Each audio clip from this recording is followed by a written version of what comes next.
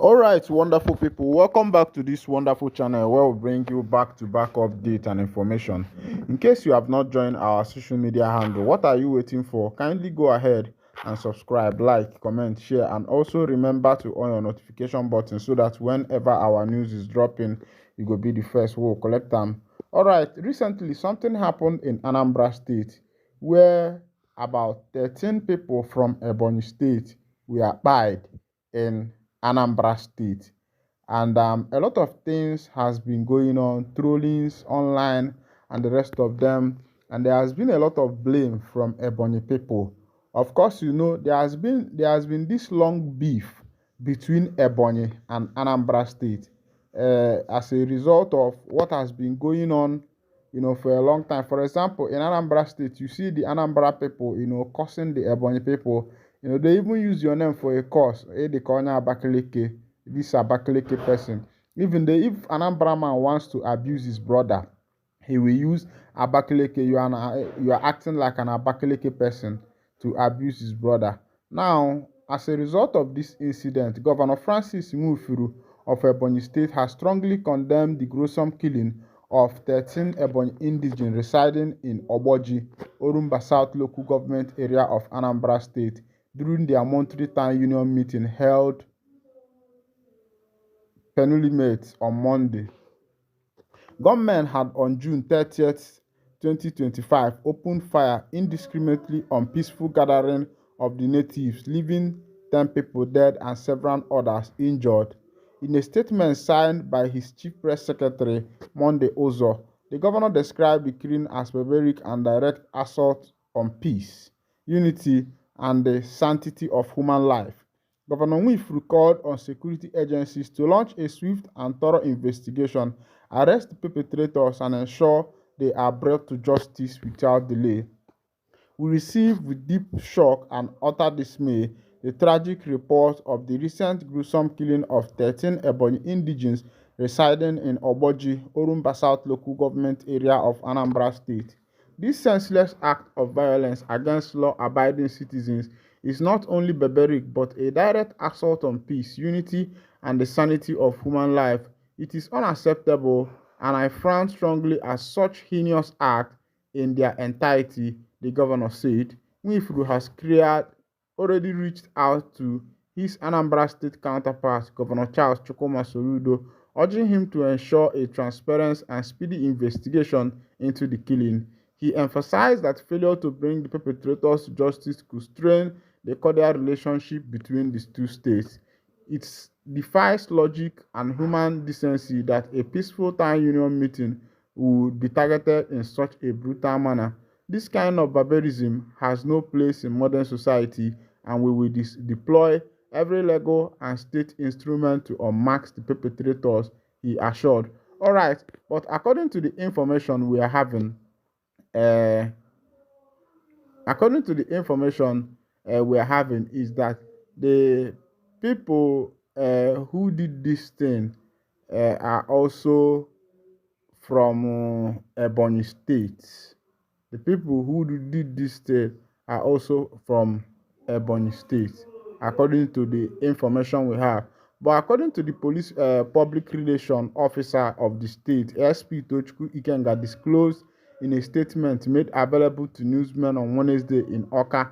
Ikenga said that the commissioner of police in the state, Ikoyo Orutugu, established this when he led a joint security investigative team to the scene of the crime on Wednesday.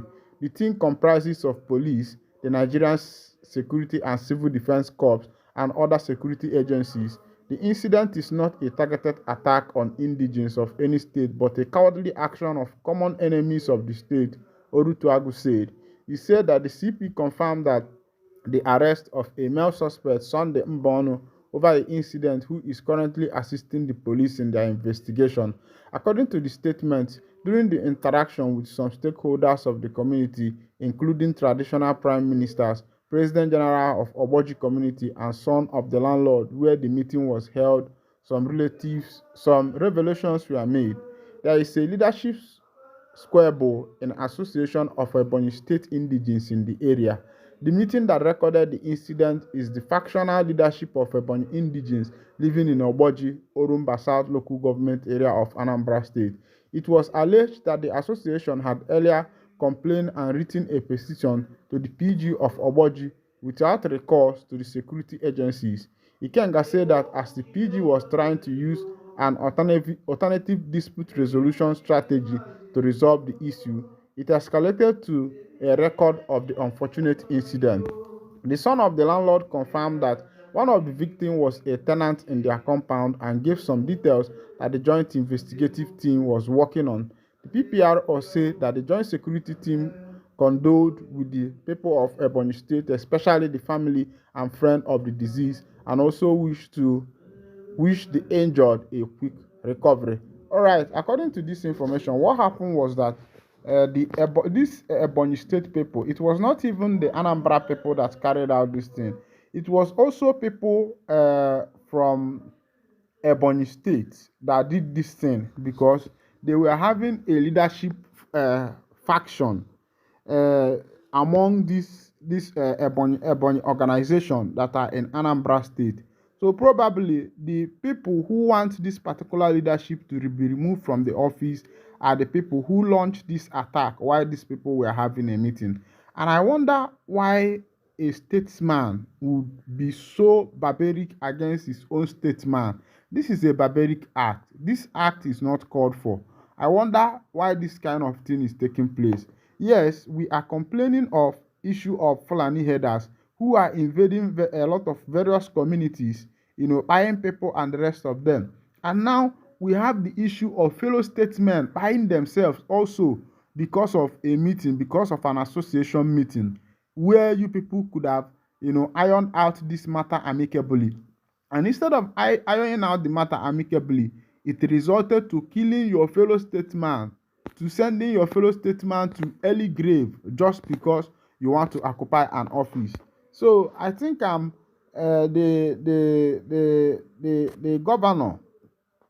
governor also should address his people, because let it not be that this thing that is being said about this Abakaliki people is true. A lot of people are saying that Abakaliki people are heartless and the rest of them. But as it is, it has been proven. The thing has proven itself because nobody killed them. They are the one that buy themselves. Their fellow people buy their fellow people because of a meeting, because of leadership. Remember what is currently also happening in Abakaliki between Iza and the Zambo, Abi Iza and the Uzulo people, where they are dragging land. And you see how these people are sending themselves to early grave. So as it is, their governor should look into it, even as their governor is demanding justice and the rest of them. He should also know that the people who perpetrated this crime are his own fellow people because of rants, because of faction that they are having in their in their what is it called in their organizational meeting. The people say they have also reported to the authorities. They reported to the authorities, the PG of Oboji. And as the PG of Oboji was trying to iron out this matter, this incident occurred. Why should you come out? Why should you open fire on your fellow statesmen? The question is, where did they even get the gun? I think that's where the investigation should start. Where did they get the gun? And who did the shooting? Of course, we are in the 21st century. There must be a video somewhere. Very soon, we are going to see the video, of people who perpetrated this act, because except maybe they cover their face. But as it is, in the world of today, people carry their phone around. There are people who are just journalists on their own who cover information. All right, this is where I'll be winding down the curtain on this edition. And if this is your first time of joining us in this channel, kindly go ahead and subscribe, like, comment, share, and also remember to on your notification button so that whenever our news is dropping, you go be the first one. Before I will drop the mic, it happens that Fubara is now, joining back with Wike, his boss. you can see that the kind of politics that is being run in this nation is not politics of democracy, but it is a kind of politics of godfather and godfatherism.